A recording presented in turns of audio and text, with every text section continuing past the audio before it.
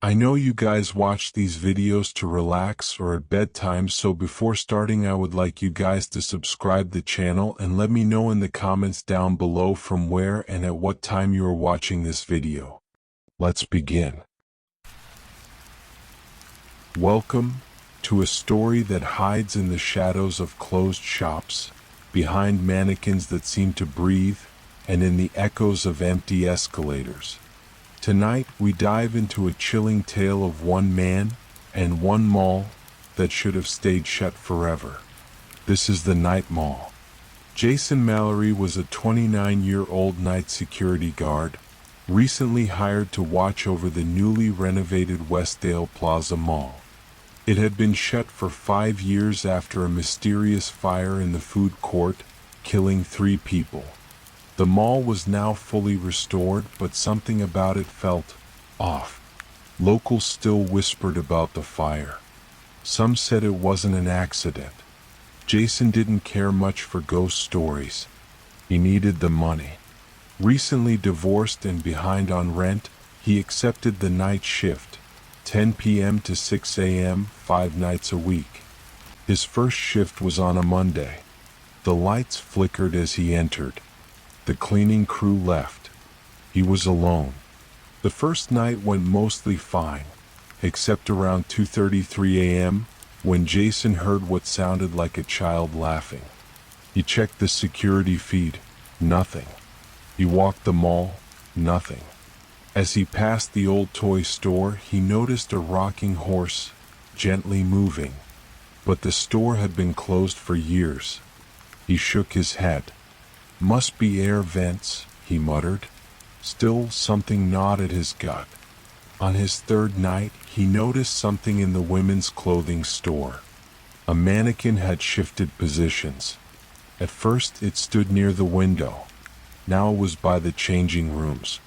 Thinking a prankster had sneaked in, Jason reviewed the CCTV. Nothing. No movement. Just a sudden jump cut. 1 second, the mannequin was in one spot, then the feed glitched and it was somewhere else.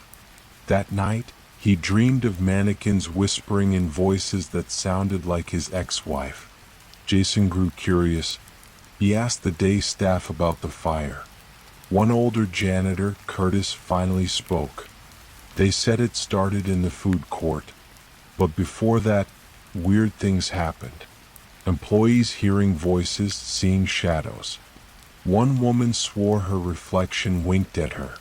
The fire? Well, no one really knows how it started. But the sprinkler system failed. They said something jammed it from inside the pipes. Jason gulped. "Has anyone seen anything lately?" Curtis only said, "Don't trust the mirrors." On Thursday, Jason decided to test a mirror, the giant decorative one near the elevators. He stood in front of it. His reflection blinked before he did. Then it smiled wide, too wide. Jason stumbled back, heart racing. Suddenly, the escalator behind him roared to life. But the mall was shut. He turned, nothing was moving. When he looked back, the reflection was gone. The mirror was empty. Just an empty mall. Around 3 a.m., an alert popped up on his monitor. Jason rewound the footage. There was no one inside. Yet the elevator moved between floors. He grabbed his flashlight and headed to it. He found it at level 2. Empty. He stepped in. Suddenly, the doors slammed shut. The lights flickered. Then a cold voice whispered from the intercom. "You're not supposed to be here." The elevator plummeted. Jason screamed. Then it stopped. Doors opened. He was back on the ground floor. But the mall looked different. Older. Abandoned. Dust covered. Had he gone back in time? A child appeared. A little girl. Blonde, maybe 7 years old. She wore old-fashioned clothes. "Are you my daddy?" she asked. Jason froze. "No." "Are you lost?" She smiled, too sweetly. Then her face changed. Her eyes turned pitch black. "You're going to burn like the rest." She vanished in smoke. Jason ran.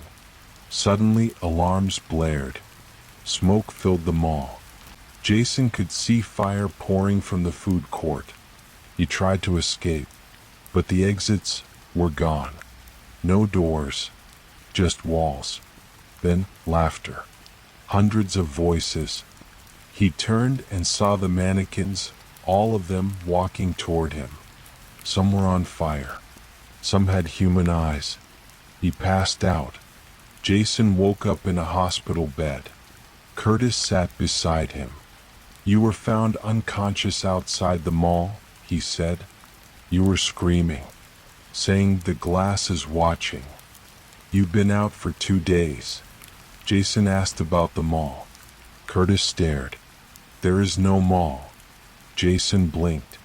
"What?" Curtis handed him a newspaper. Headline: Westdale Plaza demolished after fire claims 3 lives, 2018. Jason's heart stopped. That was 7 years ago. Jason checked his phone. All his night shift logs gone. He checked his bank account. No payments. He drove to where the mall stood. Just rubble. His badge was melted plastic. He was never hired. Never worked there. But the burns on his arm? Real. That night, he heard a whisper through his bathroom mirror. "We're still open, Jason. Come back soon. If you ever get hired to guard something no one else will, ask why. And if you hear laughter in the dark, remember, some malls never close." Let's begin our second story. The mall that never closed. Ridgeway Mall wasn't like other malls. It had no closing day. Even during the worst storms, it remained open. Its halls were always clean, its lights never flickered. People called it the heart of the city. But behind its perfectly waxed floors and smiling store clerks, Ridgeway held a secret. And that secret was buried deep underground. Nathan Harlow was 33, a technician with a private security firm. He was hired by the mall's management to upgrade the CCTV and wireless systems, a job meant to last 2 weeks. Nathan was quiet, sharp, and thorough. He'd worked on government buildings and even museums. But Ridgeway? It gave him a strange feeling the moment he entered. The air smelled too clean, like it was hiding something. While mapping out signal coverage, Nathan noticed something odd. The building schematics he was given showed 4 levels, 3 shopping floors, 1 maintenance floor below. But the elevators and routers were labeled differently. One access panel listed something strange. Level 0 staff tunnels. There was no mention of this level in any of the documents. He asked the mall manager, a man named Mr. Daltrey, about it. Daltrey's smile faltered. Old storage, never used anymore. Sealed off decades ago. But Nathan couldn't stop thinking about it. Why hide a floor? A week into the job, Nathan received a temporary override keycard, meant to give him full access. At 3:12 a.m., curious and unable to sleep, he took the card and returned to the mall. No security guards. No janitors. He used the card on elevator 3, and the button appeared. L0. He pressed it. The elevator shuddered violently. The lights dimmed.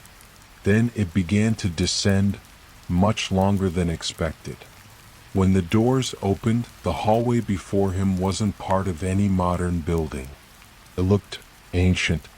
Concrete walls, exposed pipes, stained floors, no cameras, no light beyond the flickering bulbs. The next day, Nathan learned something chilling. One of the mall staff, a cleaner named Luis Romero, had gone missing. Last seen near elevator 3. Nathan remembered the floor. Level 0. He checked the camera logs. The footage glitched as Luis approached the elevator. Then, static. No exit. No return. Nathan took the footage to Mr. Daltrey. The manager's face went pale. "Stop digging, Mr. Harlow. Finish your job and leave it be." But it was too late. Nathan had seen something else on the tape. Just before it cut out for one frame, there was a hand reaching out from inside the elevator. Late that night, Nathan walked the mall again.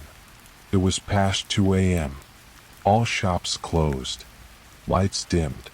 But he heard something. Music. Not the usual ambient jazz. This was an old piano tune, warped and slow. It was coming from the children's play area. As he approached, he saw a woman standing perfectly still next to the carousel. She was facing away. He called out. She didn't move. Then the carousel began spinning on its own. Lights flashed, music played. The woman turned. Her eyes were sewn shut. She whispered, "He's waiting," then vanished. Determined to uncover the truth, Nathan accessed the mall's archives. Deep in the dusty basement storage, he found VHS tapes marked Level 0, Shift Logs, 1992. Do not review, incident tape. He watched them. The first showed a man descending to level 0. He carried a mop. The camera was body-mounted. He walked the dim corridor, then heard whispers.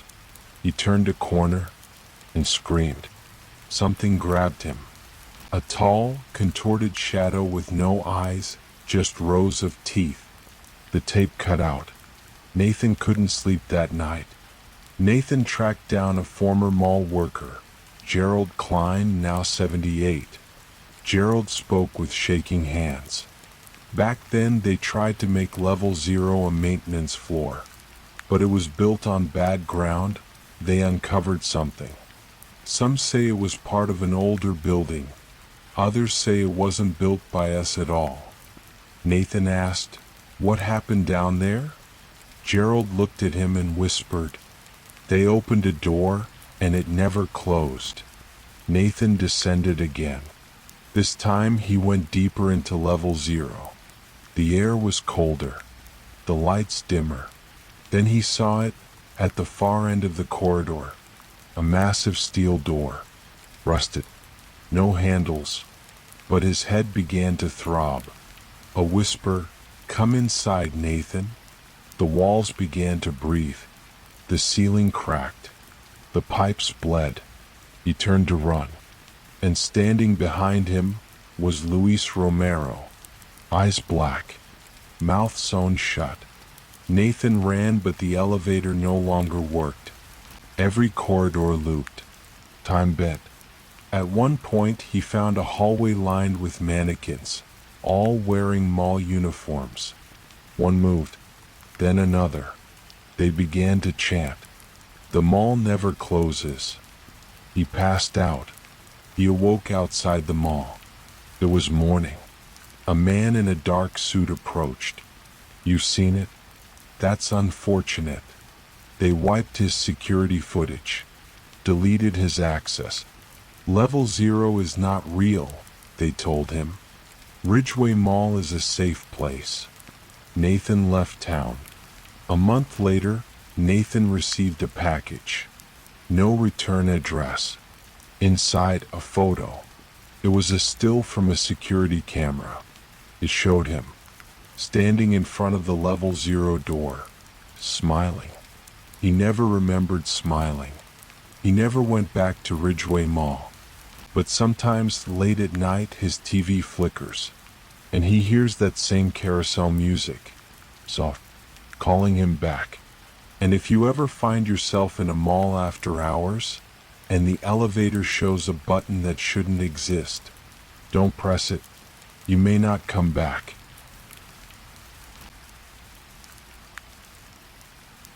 Let's begin our story number 3. There's something deeply unnatural about being in a place meant for crowds. When it's empty, The hum of air vents, the silence of dead escalators, the way your footsteps echo like someone's following you. This is the story of a forgotten shopping mall, an overnight shift, and a door that leads to something far more ancient than capitalism. This is the Midnight Mall. Rituals of the Red Circle.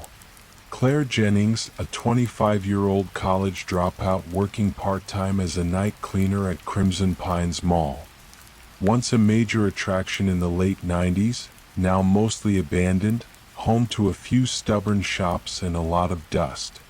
Claire had been working the night shift for 3 weeks. The pay was decent and she liked the quiet. Until one night, she noticed something strange. A door at the end of an unused corridor. A door that wasn't there yesterday. Claire passed by that same hallway the next night. The door was still there. Rusty. Red paint peeling. No label, no handle, just a crude symbol painted on it. The circle. Inside it, a triangle. Inside that, an eye. She told her supervisor, Marcus, about it. He laughed nervously. Just ignore it. There are lots of sealed-off maintenance areas. But it wasn't there before, she insisted. His smile faded. Just do your job, Claire. That night, Claire had a dream. She stood before the red door. It opened on its own, and something whispered her name. Cleaning the old-style scene clothing store, Claire noticed something unsettling. The mannequins had changed position. One was facing her. Another had moved closer. She laughed it off, thinking someone was pranking her. But then she noticed something else. The mannequin had human fingernails. She left early that night. Claire befriended Ben, the 40-something security guard with a bad knee and a deeper paranoia. When she asked about the red door, Ben turned white. I've worked here 10 years. That door shows up once every few months. Then someone goes missing. He showed her old tapes. One from 2009 showed a man, another cleaner, walking toward the door. He never came back. The footage cut out for exactly 3 minutes. When it resumed, the red circle symbol was glowing faintly. A week later, Claire was mopping the floors when she saw something smeared on the tile in the food court. Red. She thought it was ketchup at first, but it had that smell. Blood. It led in a perfect trail to the red door. The door was open. She didn't go in, but she heard it. Breathing. Not hers. Claire dug into the mall's history. In the 1970s, before the mall existed, there was a cult operating on that land, the Circle of Red. They believed the world was a simulation, and that true reality existed beneath the floor of man. They held midnight mass rituals and disappeared after an investigation into multiple missing persons. Some say they vanished into tunnels under the property. Others say they became part of the mall. The mall was built over their compound. The red circle was their symbol. Claire realized something terrifying. The mall wasn't haunted. It was alive. Ben confided something worse. Every few months, shoppers who never leave appear on footage. They blend in during the day, look normal, but they never go home. They linger at closing hours. Sometimes they disappear behind storefronts that no longer exist. Sometimes they watch employees with black, glossy eyes. Ben called them the leftovers. He'd tracked one into the maintenance level once. The man turned, grinned, and said, "You'll join us soon." Claire tried to quit. She told management. They said she was mistaken. They claimed there was no red door, that Ben was never employed there. But she remembered his voice, his jacket. The next night, she returned with a flashlight, intent on filming the door. She found it again. But as she approached, her flashlight died. So did her phone. Then, behind her, footsteps. Not just one set, many. She turned, and the entire food court was filled with figures in red robes. Claire woke up lying on the cold tile. The mall was dark. Emergency lights flickered. She was inside the red door. Stone walls. Candlelight. Chants in a language she didn't understand. A red circle on the ground. And above her, a skylight that showed no sky, just endless black. The robed figures surrounded her. One stepped forward. It was her supervisor, Marcus. You were chosen, Claire. You've heard the mall's voice. He raised a blade, but before it fell, Ben appeared. He fired a flare gun. Everything caught fire. Claire and Ben ran. The corridors twisted. The mall was rebuilding itself around them. Mannequins blocked exits. Escalators turned to stairs that led nowhere. Finally, they burst through a maintenance door, and it was daylight. The mall stood behind them, perfectly silent. Smoke curled from the roof. No sirens came. No one believed their story. Claire moved far away. She works in a flower shop now. Avoids malls. Ben vanished again. But sometimes she receives strange packages. A red circle drawn on old receipts. A VHS tape with a mall recording from next week. And once, just once, she swore she saw her own reflection in a store window, wearing a red robe. Malls are strange things. They look like they're made for people. But some places are built to keep something else inside. If you ever see a door where one shouldn't be, don't open it. Not all customers are human. Let's begin our story number 4. Some sales never end, and some shoppers never leave. Echoes of Hollowgate Mall. Hollowgate Mall was once a shopping paradise, until one day, it simply shut its doors. No explanation. No warning. Now it's just a forgotten ruin, or so they say. This is the story of a night guard, a haunted past, and a mall that remembers everything. This is Echoes of Hollowgate Mall. Eli Morgan, 37, recently laid off from his construction job, takes a temporary security position at a mall being prepped for demolition. Hollowgate Mall, closed since 2003. His job: watch the property for squatters, vandals, and fire hazards during the night. He's told, no elevators. Stay out of the basement. Don't touch the mannequins. Odd instructions, but Eli needs the money. He sets up in the old security office. Dusty monitors.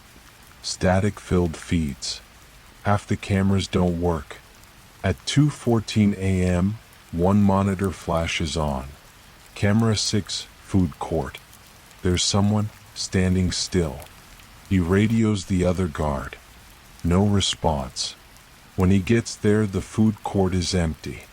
But a single tray sits on a table, with fresh fries. The next night, during a heavy thunderstorm, the mall loses power for 8 minutes. When the backup generator kicks in, all the monitors show footage from 20 years ago. Shoppers laughing. A birthday clown in the food court. Kids chasing balloons. It looks like nothing is wrong, except none of it is live. Eli checks the system logs. The recordings don't exist. He replays it again and again. Each time the people move differently. One time they all stop and look at the camera. Then the footage glitches and every single face goes blank. Later that week, Eli sees her for the first time. A woman in a white dress standing near the second floor fountain. Long black hair. Pale. Silent. He calls out, she turns and walks away. He chases after her, but she vanishes near the escalator. When he returns to the office, a sticky note is on the monitor. Don't follow her. He checks the cameras. None show him leaving. Only the woman, staring into the lens. Digging through old documents, Eli finds dozens of incident reports from 2002 and 2003, right before the mall closed. Several employees had gone missing over a 3-month period, all in similar ways. A janitor who entered the toy store and never came out. A cashier who vanished during her smoke break. A manager last seen descending the escalator, even though it had been turned off. Security tapes went missing. Police chalked it up to runaways and theft. The last report is from October 3, 2003. It simply says, "We sealed the lower level. God forgive us." Eli finds a key card wedged under the security desk drawer, covered in dry blood. It's labeled LB, lower basement. Though told never to enter it, Eli's curiosity wins. He finds the elevator still works, and the B button glows faintly red. When he descends, the walls begin to change, tile to stone. Fluorescent lights flicker and die. He steps out into complete darkness. Then, lights flicker on. He's in a mirror version of the mall. Empty. Dustless. Clean. Soft music plays. Every storefront is open, and people are frozen mid-step. But none are moving. Eli walks past them. They blink. They breathe. But never move. At the fountain, he sees the woman in white again. She mouths something. "You're already inside." Suddenly, alarms blare. The mannequins from the clothing stores begin turning. Not slowly, snapping their heads in his direction. Their arms twitch. He runs. He takes the elevator back up. When the doors open, it's daytime. The mall is full. Crowds everywhere. Music plays. Kids run by. But everyone is walking backwards. Back in the real world, Eli investigates further. He finds a forgotten newspaper. 13 dead in Hollowgate Mall fire, October 3, 2003. The article says it was caused by a gas leak. Survivors were never found. But he checks online. There are no digital records of any fire. No official documents. No memorials. He returns to the mall that night. On the wall behind a tarp, he finds a scorched mural. 13 black silhouettes. A phrase scratched below. "We burned, but we never left." Eli finally puts it together. The fire happened in the basement. A cover-up. But something down there, something older than the mall, fed on the pain and confusion. Now it replays that moment. Every night, anyone who enters too deep becomes part of the loop. The mall is alive, feeding.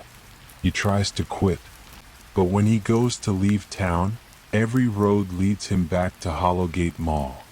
Eli brings a crowbar, lighter fluid, and an old photo he found of the woman in white. Her name was Melanie Keller, one of the employees who died in the fire. He returns to the basement, determined to end it. He finds the frozen mall again. Only this time they all move. Every mannequin, every shopper, every ghost. They scream in unison. He reaches the fountain. Melanie is there. She touches his chest and whispers, "End the loop." He lights the photo. Fire spreads. Eli wakes up in the hospital. It's been 2 days. The fire department says the mall was never reopened. They found him passed out near the parking lot entrance. They never saw a basement. They say the building is sealed. But every night, Eli dreams of the food court, of the mannequins, of the fountain, and the woman in white. She stands quietly and whispers, "We're still open." Malls aren't just built over concrete. They're built over memories, over moments, and sometimes over graves.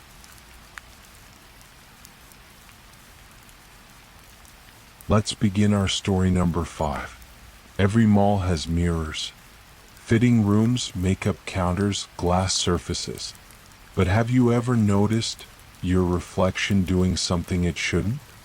Welcome to the Reflection Mall, where you never leave alone. After years of abandonment, the famous Silver Hills Mall was finally reopening. Now renamed Silver Reflection Center, it had been completely gutted and remodeled with modern LED lighting, mirrored walls, and a tech-heavy aesthetic. Devin Ross, a 31-year-old video documentarian, was hired by a marketing agency to film the soft launch of the mall's reopening. It was supposed to be a 3-day solo shoot. Smooth, easy, overnight access. But from his first night, something was wrong. While filming a B-roll shot near a cosmetics store, Devin caught a glimpse of himself in the mirror. He paused. His reflection blinked too slow. When Devin tilted his head, the reflection didn't match. For just one frame, it smiled when he didn't. He checked his footage. The mirror moment wasn't there, but there was a second of black static. Devin set up stationary cameras around the food court and main corridors, planning to time-lapse the overnight silence. At 3:07 a.m., all 5 cameras glitched. When he reviewed them, the mall was empty at first, but then there were people in the shots, flickering in and out, all wearing his clothes, all staring directly at the lens, each one mouthing something in silence. He zoomed in on one shot, the doppelganger of himself. It was bleeding from the eyes. During filming, Devin noticed a boutique clothing store on level 2 called Mirrorwear. He passed it twice. On the third pass, it was still there, but the mannequins had changed position. One now wore a hoodie identical to his. Another had a cracked face. And on the wall behind the display, written in red marker, "Stop filming." Devin reported it to the PR rep. They checked. The store didn't exist. There was no Mirrorwear on the mall's directory. The space was supposed to be empty. Shaken, Devin backed up all his footage onto a private drive. At home, when he opened the folder, none of the files matched his camera numbers. One folder was labeled Reflected Files. Inside, dozens of photos, not of the mall, but of his apartment, his bed, his computer. Photos taken from angles inside his home. The timestamp on each photo? 3:07 a.m. The exact time his cameras glitched in the mall. Devin returned to the mall to confront the PR team. They didn't show up. The front doors, supposedly locked overnight, were already open. He stepped inside, but everything was different. The lights were flickering. Every store had mannequins that looked like him. The food court was identical in all directions. No matter where he walked, it repeated. He was trapped in a looping floor plan. He screamed. No echo. He called 911. The line answered, and his own voice said, "Why are you calling yourself?" After what felt like hours, Devin found a stairwell marked, "Reflection testing, authorized only." Inside was a long hallway lined with two-way mirrors. He stepped in. Every mirror showed a different version of him. Some were dead. Some were missing eyes. Some were whispering things he couldn't hear. One waved at him. He didn't wave back. He shattered. A voice echoed, "You've been seen." Devin discovered an old server room behind a false wall. Inside, terminal still running. Screens filled with facial recognition data, timestamps, emotional charts. One label said, "Test subject, Devin Ross, recording active." Another read. Project Echo Frame, Phase 3, Individual Loop Stability. The mall wasn't just a shopping center. It was a mirror chamber, experimenting with memory loops, identity duplication, and surveillance. A corporate experiment that collapsed reality. Devon tried to escape. He smashed a display window and ran through emergency exits. They led back to the food court. The fountain now had his body floating in it. His phone rang. He answered. His voice whispered, "Stop filming. We're not supposed to leave." All the lights shut off. He looked into the dark glass of a storefront. Behind his reflection was a hand on his shoulder. Black eyes. His own face. The next morning, the mall was open. Shoppers came in. Music played. But no one had ever heard of Devon Ross. His footage was wiped. But now, every mirrored surface in the mall has a rumor. If you stand alone at 3:07 a.m. and stare long enough, you'll see your reflection smile and walk away while you stay behind. Mirrors don't just show what's in front of them. Sometimes they show what's waiting behind. And if you ever find yourself alone in a fitting room, make sure your reflection walks when you do.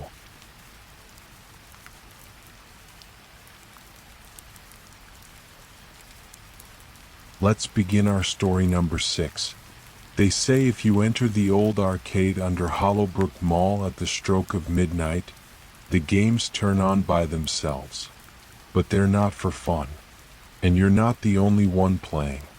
This is the story of level play and the game that never ends. Trevor Blake, 28, was a freelance urban explorer and YouTuber specializing in haunted and forgotten places. When he heard about Hollowbrook Mall reopening for renovations, he jumped at the opportunity. The mall had been shut for 15 years after a series of electrical fires and child disappearances. His goal was to sneak in and film the infamous basement-level arcade, Playzone, the place where the vanishings began. Rumor had it the arcade was still fully intact, frozen in time since 2009. No one had entered since. Trevor planned to be the first. Trevor bribed a night worker to let him in at 11:30 p.m. He had flashlights, night vision, and drone cams ready. The upper levels were standard: dead storefronts, broken escalators, graffiti. But when he reached the locked gate to the arcade stairwell, it was already open. Inside, the air was thick with the scent of melted plastic and old tokens. The walls were covered in children's drawings, faded but fresh-looking.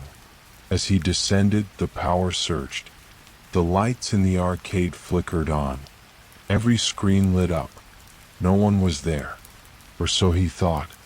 Trevor wandered through blinking machines, racing games, pinball, dance pads, light guns. Then he found a game he'd never heard of. Level play. No company label, no buttons, just a joystick and a screen that read, "Insert name to begin." Curious, he typed, "Trevor." The screen blinked. Then, Player 1, Trevor. Player 2? The joystick moved on its own.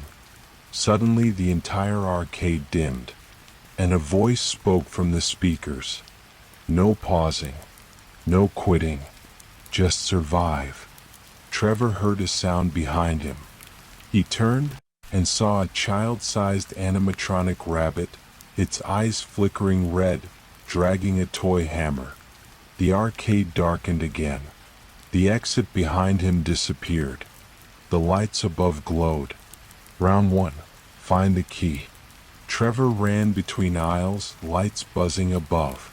Each game he passed now played twisted sounds, laughing that turned to screaming, music that reversed and slowed. He found the key inside a whack-a-mole machine. It was a baby tooth, still bloody. The rabbit was faster now. He barely escaped through the exit sign, which led deeper into the arcade. Round 2, Tag Your IT. Trevor's breathing grew ragged. He realized the level play game wasn't just inside the cabinet. It was the arcade. Every light, every corner, every sound was scripted to torment and trap. He turned a corner and saw a small girl in a torn birthday dress holding a balloon. She whispered, "I'm not it." Then she vanished. Footsteps echoed. Trevor ran. But mirrors now lined the walls. Each reflection showed a younger version of himself. Some crying, some screaming. One slammed its head against the glass. In a break room, Trevor found a dusty laptop. It powered on. One folder, game files. Inside, footage from 2009. It showed a birthday party. 10 kids. Balloons. Pizza. Then static. The screen cut to black. One by one, the kids walked into the arcade. But none came out. The final frame showed the arcade entrance, locked from the inside, and a line, "Game incomplete, awaiting new players." Trevor returned to the arcade floor. It had changed again. Now it resembled a school hallway but made from arcade parts. Prize tickets hanging like streamers, claw machine parts acting as lockers. The lights above read, "Round 3. Escape yourself." All the machines had turned into TV screens, playing moments from Trevor's past. His worst regrets, fights with his dad, mocking laughter from his old channel comments. Then, a voice whispered, "What if you never made it out? What if you're still playing?" He looked at the screen of level play again. Player 1, Trevor, score, 0. Player 2, watching. Trevor found a hallway labeled, "Prize Room, Claim Your Soul." The room was filled with old toys, plushies, slinky, sticky hands. At the center sat a claw machine humming softly. Inside, a blinking red heart. Trevor reached in. Suddenly, claws grabbed his arm. The glass turned black. His reflection appeared, smiling, grinning wide. He screamed. The lights cut. Silence. The speaker whispered, "Better luck next time." Trevor woke up outside the mall. Daylight. His camera was gone. So was the footage. Everyone claimed the arcade had been demolished years ago. He returned at night. No entrance. No stairs. Nothing. But one night, someone uploaded a video to his abandoned YouTube channel. Arcade footage. In the background, him. Still playing. Now, online forums whisper about a haunted game cabinet called Level Play. No one knows where it came from. But sometimes, it appears in arcades across the country. Always late at night. Always unplugged. If you see it, don't enter your name, because it will remember. And it's always looking for player 2. Arcades were once places of joy. But every game needs players. Even the cursed ones. And some games, they play back.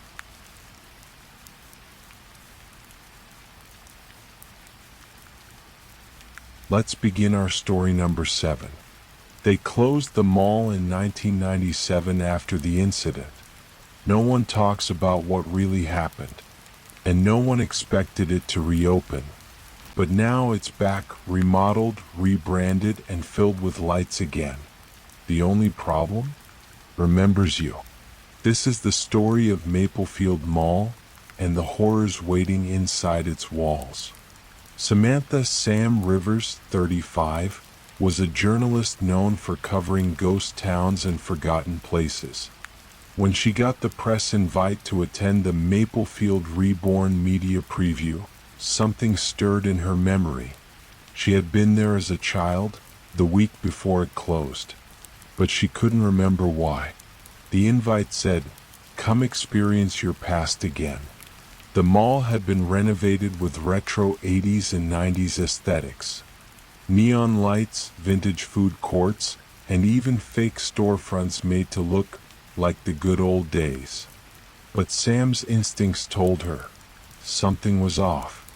On the first night of her tour, Sam noticed the central fountain, once shut down, now flowing with clear water. She heard voices, chanting, like a memory underwater. She approached, crouched beside it, and heard a child whisper, "Don't drink. That's where they put the dreams."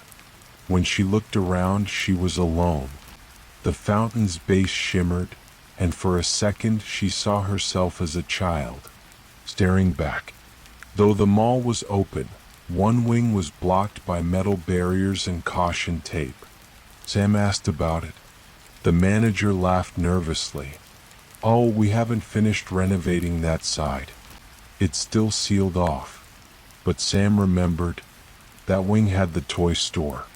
And that's where she had last seen her childhood best friend, Ellie, before she went missing. Sam snuck past the barrier at night. The lights flickered on by themselves. And one store, Tykes and Treasures, was still untouched. Dusty, abandoned. But a toy train in the window was moving. Inside the toy store, Sam found a dusty cassette recorder on a shelf. When she pressed play, it clicked. Then a distorted voice began to play. "Sammy, are you still playing hide and seek?" It was Ellie's voice. The tape ended with the sound of a door slamming and a scream being cut off suddenly. She took the recorder with her. But every hour that night, it turned on by itself. And each time Ellie's voice was clearer, begging for help. The mall's centerpiece clothing store, Galleria 5, was reopened with a retro mannequin display. But Sam noticed something. Every mannequin wore clothes that looked oddly familiar. One even wore a tiny denim jacket, the same as Ellie's from 1997. Then it moved, just the hand, fingers twitching. She blinked. Now the mannequin had no face, just a blank oval, like a mask made of porcelain. She tried to film it. Her camera glitched, then shut off. And from her phone speaker, Ellie's voice whispered, "They wore our skin." Sam bribed a tech at the security station to show her the mall footage from the last few nights. Something was off. In every shot after 1:11 a.m., the footage began to loop. Shoppers walked in, then reappeared 5 minutes later, in the same position, same movements, like ghosts in a circuit. In one hallway, Sam saw herself walking toward the closed wing. She hadn't been there that night. Then, the figure in the footage turned, looked at the camera, smiled, and its eyes were completely black. Digging deeper, Sam found the mall's original blueprints online. There was no central fountain on the design, no blocked-off wing. In fact, the toy store had been demolished during the fire of '97, but she had been there. She remembered Ellie going into that store. Now she realized something darker. The reopened mall wasn't a remodel. It was a reconstruction of memories, but not hers. Sam returned to the toy store one final time. At exactly 1:11 a.m., the lights dimmed, the train stopped, and every aisle became a corridor of darkness. From the back, she heard dozens of footsteps. Children, whispering, crying, chanting. "Ready or not, here we come." Ellie stepped forward, but it wasn't really her. Her skin was pale, eyes black, mouth too wide. She said, "The mall collects memories, but now it's time to collect you." Sam fled, through corridors that rearranged, stores that looped endlessly. Even the escalator kept resetting her. The speakers echoed, "Flash sale, one soul now returning to stock." She used her childhood memory, A back hallway near the photo booth. The only exit never remodeled. There she found a wall covered in children's drawings. Names. Faces. The missing. She wrote Ellie with her finger. The wall opened, and she escaped, or so she thought. Sam's article never got published. Her footage was blank. Her recorder melted inside her luggage. But every night at 1:11 a.m., her phone turns on by itself and plays a child's voice. Tag. You're it. Some malls don't sell clothes or food. They sell something else. A perfect copy of your happiest memory before it becomes your last.